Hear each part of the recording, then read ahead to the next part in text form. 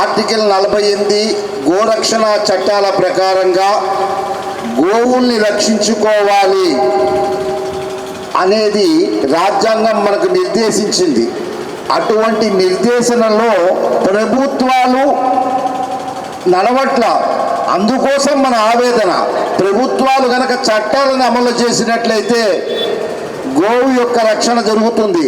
కొన్ని వేల నందులు 7వ తారీఖు బక్రీదుకు బలి కావడానికి సిద్ధంగా ఉన్నప్పుడు మనమందరం మౌనంగా ఉంటే ఎలా? హిందూ సమాజం అంతా కూడా ప్రతిఘటించవలసిన తరుణం ఇది.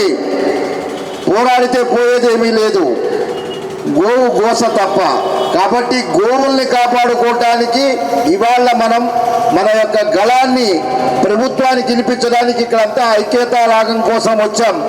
కాబట్టి ఈ కార్యక్రమంలో వక్తలందరూ కూడా మాట్లాడతారు. ఎవరికైతే గోవు మీద అపారమైన ప్రేమ ఉంటుందో వాళ్ళు కార్యక్రమం చివరిదాకా కూడా ఇక్కడ ఉండి పోరాడాల్సి వస్తుందిగా మిమ్మల్ని అందరినీ కోరుకుంటున్నాం.